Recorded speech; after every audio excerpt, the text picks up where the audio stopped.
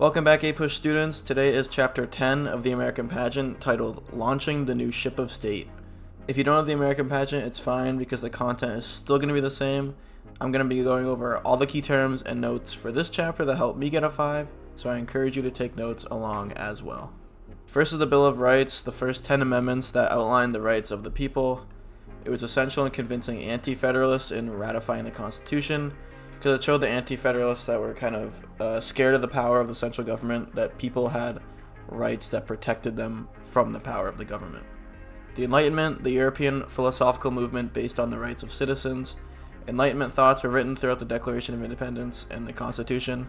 So famous Enlightenment era authors like John Locke outline natural rights, social contract, things like that. You'll learn the definition of those terms later on. The President's Cabinet, group of advisors for the President created by George Washington. It set a precedent that evolved into a large group of people that helped the executive branch. So the executive branch wasn't just ruled by just the President, but the President had advisors as well to help him out. Judiciary Act of 1789 created the Supreme Court and other federal district courts. It created a strong legal system that could set legal precedents on cases in the United States, as well as check and balance the legislative and executive bodies with a tactic known as judicial review. Assumption, the idea that the states would give their debt to the national government. This idea would link the states together and was key to the Federalist strategy of creating a strong central government. Tariff, a tax on imports. It was an essential mechanism for funding the government and protecting small companies inside America competing with foreign enterprises. So essentially, the government would tax things getting imported into the country, and that would fund the government's actions, as well as raise the prices on foreign goods so that people would buy American-made goods from American businesses. The excise tax on a few domestic goods, notably whiskey. It was yet another way for the federal government to gain revenue, but angered people who produced the goods. The 10th Amendment, rights not outlined in the Constitution, are given to the states and the people. Access to rights and liberties were given to the people, which ensured that minorities would still retain their basic rights despite the views of the federal government. So it allowed states and localities to protect their people's rights. Necessary and proper clause, the clause that allows Congress to enact anything they deem necessary to carry out its duties. It was an essential precedent that allowed the Federalists to establish the national bank. Basically, it expanded the power of the central government beyond what was literally written in the Constitution. Bank of the United States, Federal Bank of the United States, shared by government and other stockholders.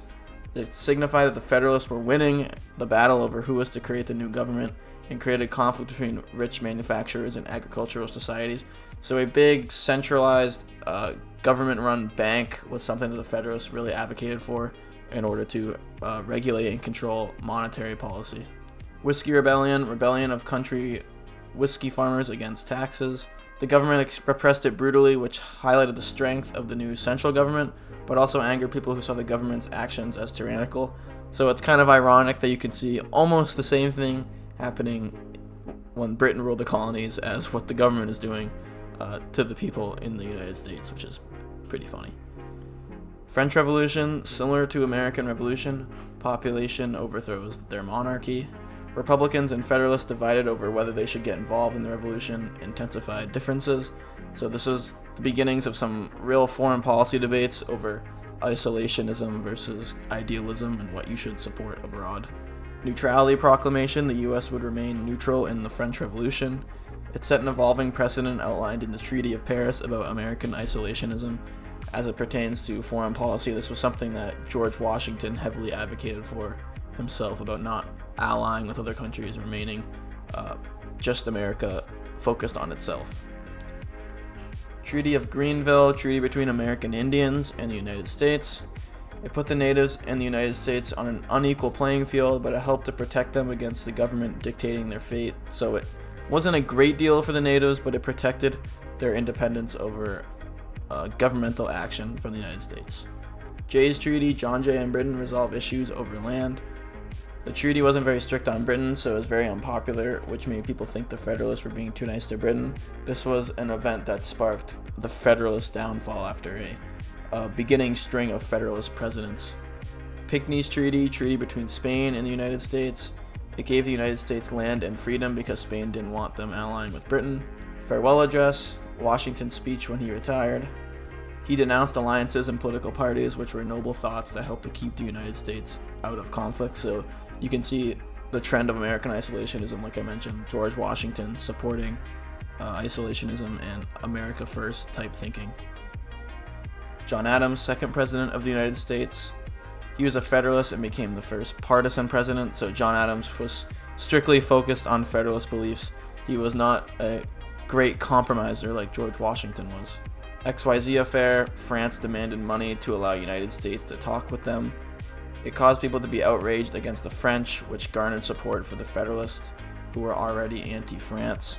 So basically what happened was the United States wanted to send diplomats to France to talk about the French Revolution and other foreign policy issues, but they demanded money in order to speak with them, which was a huge kind of hit at American pride. Convention of 1800, compromise between the United States and France.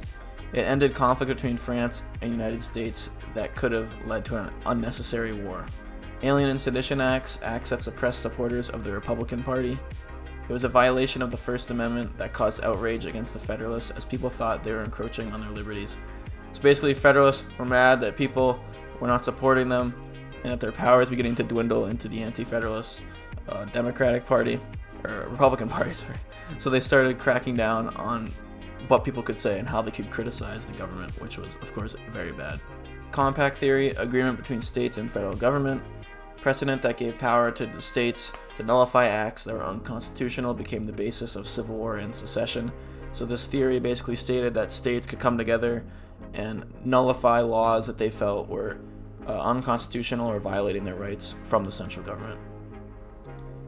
Virginia and Kentucky resolutions stated that the government's acts were unacceptable. Example of the conflict between states and federal government over balance of power. So these were, of course, over the Alien and Sedition Acts and other Federalist overreaches in the government.